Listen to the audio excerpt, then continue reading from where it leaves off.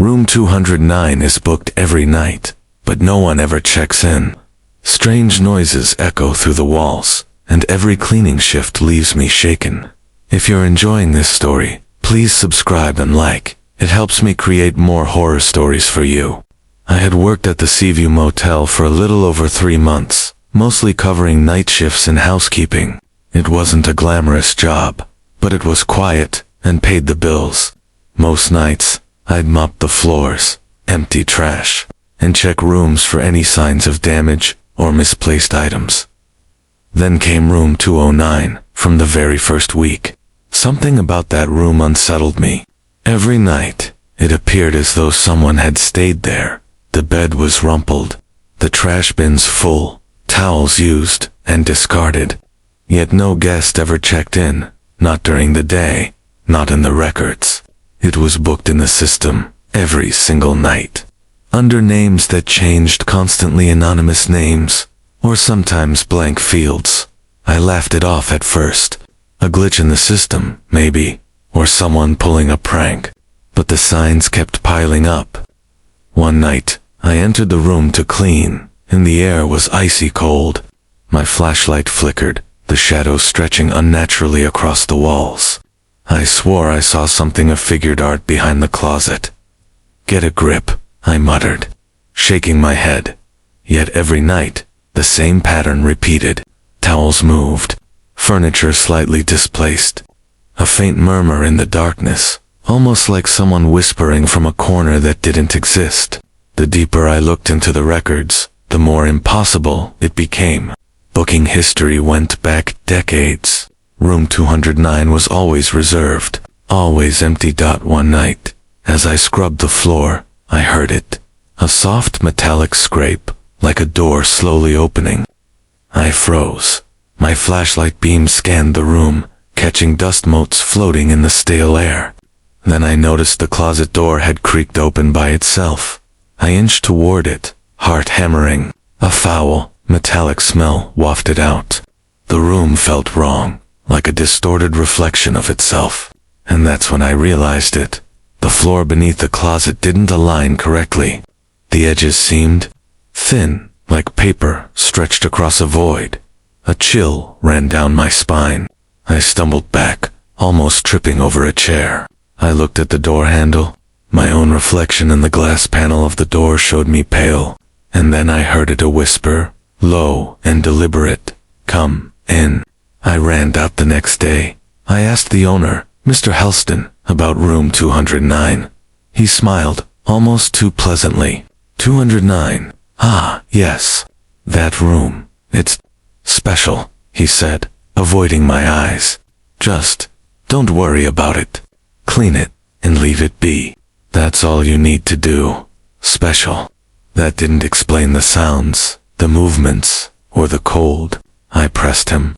"But it's not booked by anyone. There's no record." He leaned close, voice barely above a whisper. "Some things don't appear in records. Some things aren't meant to be explained." I nodded, but my curiosity only grew. That night, I returned to 209, determined to uncover what was happening. I stepped inside, flashlight trembling. The room was empty, yet the bed was ruffled, towels scattered. The closet door creaked again. I stepped closer, my heart pounding in my ears. I reached for the handle and the floor beneath my feet warped, folding like a page in a book. A strange, vertigo-inducing sensation washed over me, and for a brief second, I felt myself falling through darkness. Then, the door slammed shut behind me. I screamed, hitting it with my fists.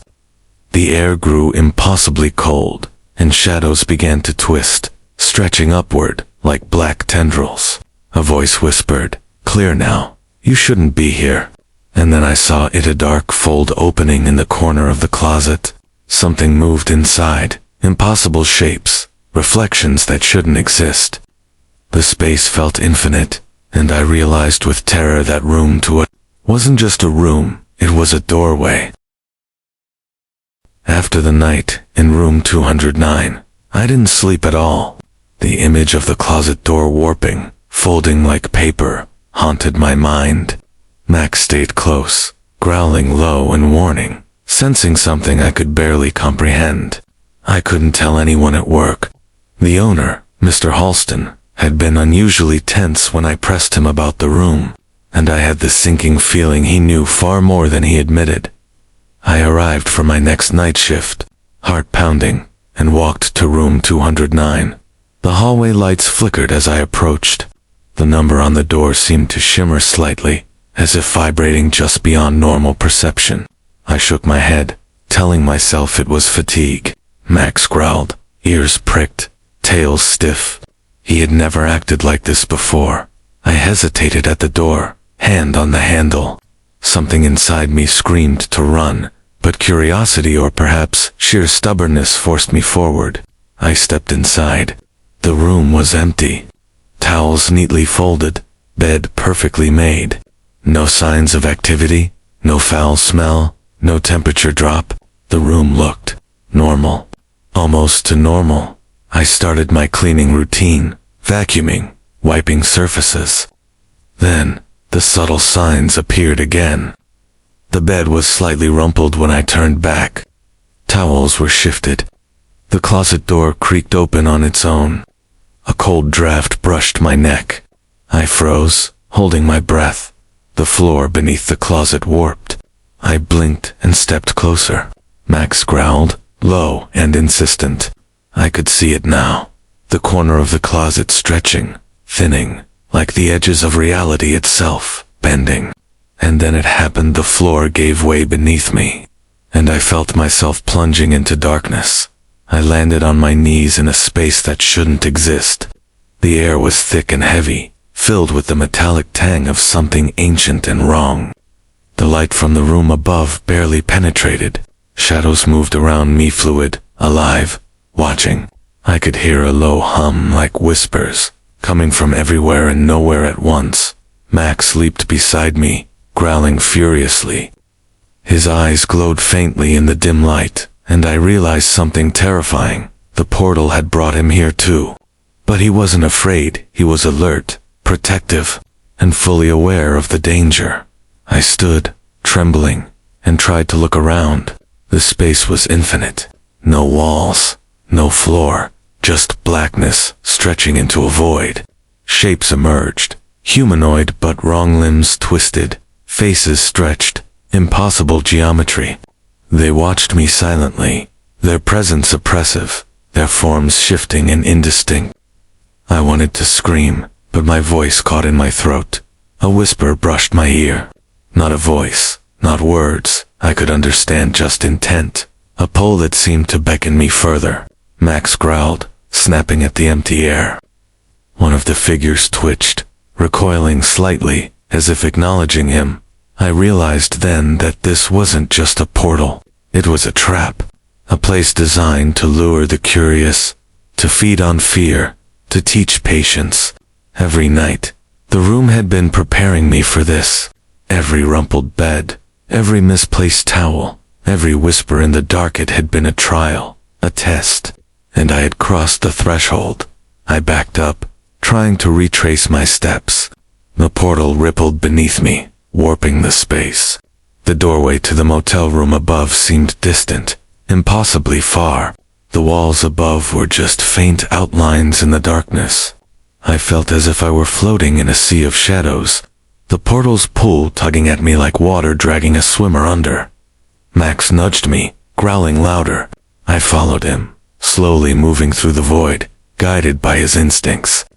Shapes shifted around me, circling, testing, learning. A hand, if you could call it, that emerged from the darkness, elongated, fingers bending at impossible angles.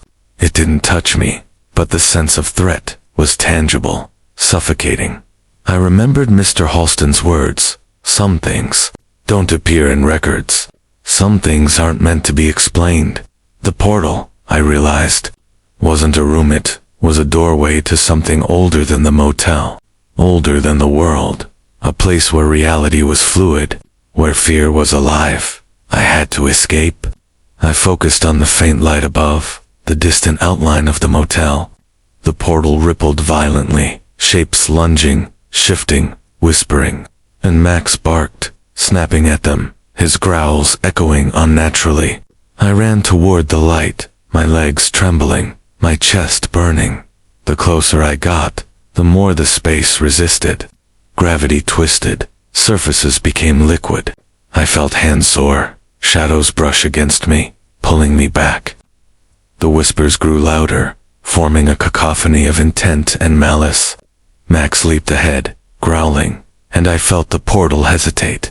With a surge of adrenaline, I lunged through the shimmering edge of light. The void snapped shut behind me like a drawn curtain.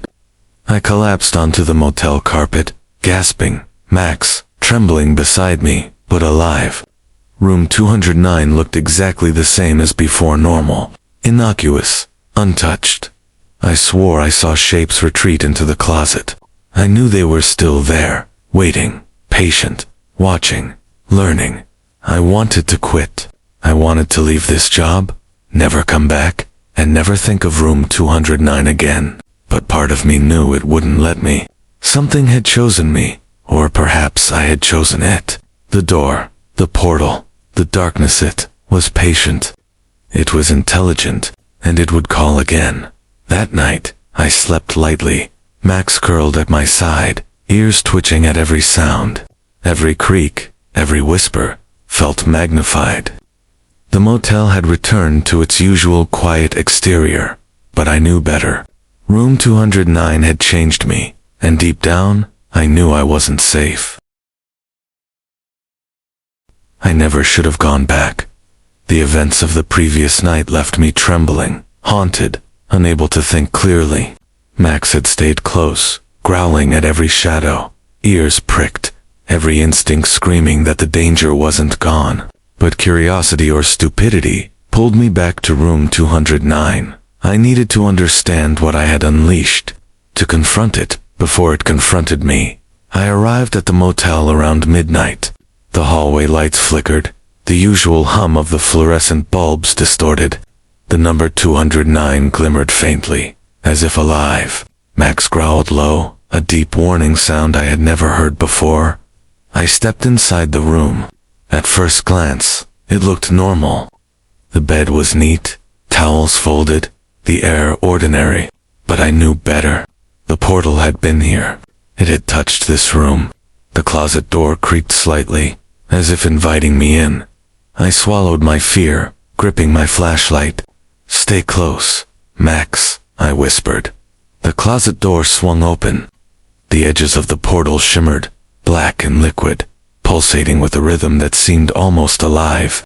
My chest tightened. I could hear whispers, low and impossible, coming from the void beyond. Shapes shifted inside impossible geometry. Humanoid silhouettes stretched and twisted, their forms undulating like smoke in a windless room. I felt Max stiffen. He growled louder, snapping at the darkness. Then, I heard it. The whispering was forming words, intelligible now, distorted and chilling. "You shouldn't have come back." The portal pulsed, and the shadows surged forward. I stumbled back, but the floor beneath me warped and stretched. The shapes lunged toward me, not fully solid, but impossibly fast and aware. My flashlight flickered, then I saw him, Mr. Halston, the motel owner. He stepped from the shadows with a calm I couldn't understand. "I warned you," he said softly. "No one who enters room 209 leaves the same." I demanded answers. "What is this? What are these things?" He sighed. "They are older than this world. Room 209? It's a gateway, a doorway. It chooses those it wants, tests them, studies them, and sometimes," he glanced at the portal, shadows writhing, "sometimes it follows them back." I realized the truth then. I wasn't just cleaning a room. I had disturbed something ancient, something patient, something intelligent. The entity wasn't just a monster, it was aware, calculating, feeding off fear, and now, it had chosen me. I tried to run, but the portal pulsed violently. Shadows erupted from it, snaking across the floor and walls, black tendrils stretching impossibly far. Max lunged, teeth bared, growling fiercely. For a moment, I thought he could hold it back, but the shadows twisted around him, passing through him as if he were made of air. He yelped, then leaped at me, alerting me to the next movement.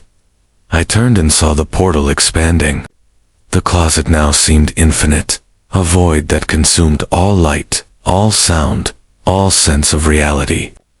Shapes moved inside, humanoid yet grotesque, faces twisted, mouths opening and closing. Whispering my name, I felt something touch me not physically, but mentally. A thought, alien and cold, penetrated my mind. You cannot escape. You are ours. I screamed, swinging the flashlight at the portal, at the shadows, at anything. The light seemed to burn, pushing the forms back momentarily. But then they returned, faster, multiplying, pressing in on me. Mr. Halston stepped closer, holding a small black talisman in his hands. This can keep it contained. For now, he said, pressing it into my hand. But it cannot be destroyed, not by human hands. You can survive it, but it will never leave you. I gripped the talisman, and the portal pulsed violently. Max barked, lunging at the portal, growls echoing in unison with the entity's whispers. The shadows recoiled, shrieking in a soundless way that reverberated in my chest. I focused on the talisman, feeling its warmth, its pulse, syncing with my heartbeat. Slowly, the portal began to contract, folding in on itself like paper. The shadows retreated, writhing, screaming in silence, until the closet looked normal again. The bed, the towels, the room, it was ordinary. But I knew better. I could feel it lingering, patient, intelligent, waiting. I sank to the floor, exhausted. Max pressed against me, growling low, ears pricked. Mr. Halston stood silently. It will call again, he said quietly, and next time, it might follow you farther. I nodded, numb, realizing the truth. Room 209 would never be ordinary again. The motel might look quiet, the hallway lights flickering normally, but the shadows, the whispers, the portal, they were still alive. They were patient. They were watching. That night, I slept lightly. Max curled beside me.